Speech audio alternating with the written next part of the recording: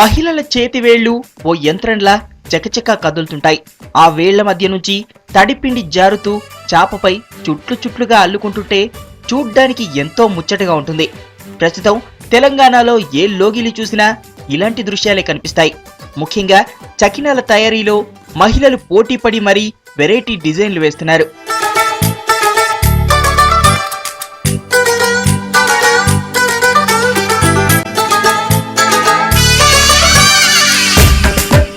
ఏడాదంతా రకరకాల పిండి వంటలు చేసుకుని ఆరగిస్తారు.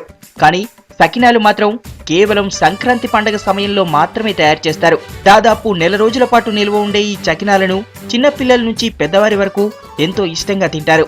వందల ఏళ్ల క్రితమే మన పూర్వీకులు ఎంతో శాస్త్రీయంగా ఆలోచించి చకినాలను సృష్టించినట్లు పెద్దలు చెప్తారు. వీటి తయారీ వెనుక ఉన్న కథను వివరిస్తారు. సాధారణంగా సంక్రాంతి పండగ సమయానికి పంట చేతికొస్తుంది. ఇదే సమయంలో చలి కూడా విపరీతంగా ఉంటుంది. అందుకే శరీరంలో వేడిని కలిగించే నువ్వులను ఈ వంటకంలో వాడతారు.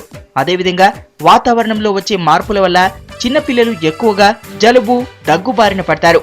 అందుకే సకినాల్లో ఆయుర్వేద గుణాలున్న వామును చేరుస్తారు.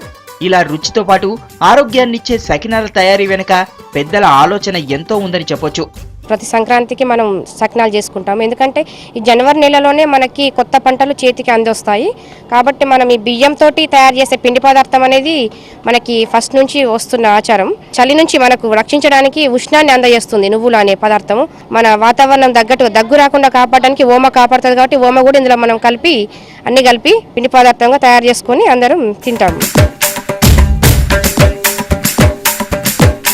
మకర సంక్రాంతి అంటే సూర్యుడు ధనుస్సు రాశి నుంచి మకర రాశిలోకి ప్రవేశించే రోజు అనే అర్థం.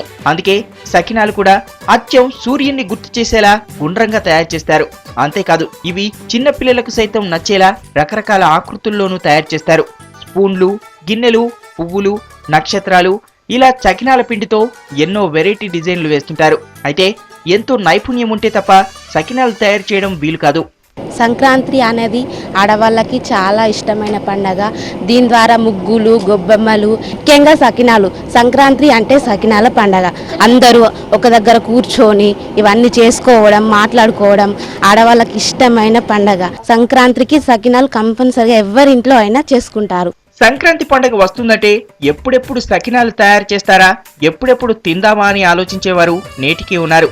సంక్రాంతిని సకినాల తయారీతో చిన్ననాటి జ్ఞాపకాలను నేటికి నెమరేసుకునేవారు ఉన్నారంటే అతిశయోక్తి కాదు. తెలంగాణలో సంక్రాంతి పండుగ ప్రత్యేకమైన పండుగ. బియ్యం నానబోసి పిండి పట్టించి నువ్వులు, వాము కలిపి నీళ్లతో కలిపి చక్కిలాలు చేయాలి.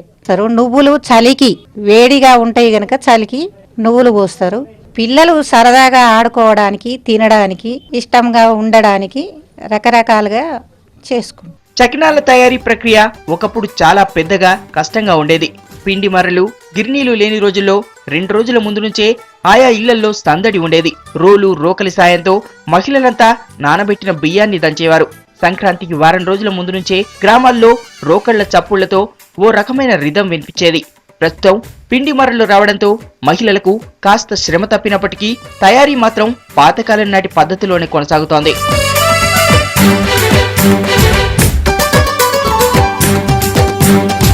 ప్రాచీన కాలం నాటి ఈ అరుదైన వంటకాన్ని నేటి యువతరం కూడా నేర్చుకుని భావితరాలకు అందించాల్సిన అవసరం ఎంతైనా ఉంది.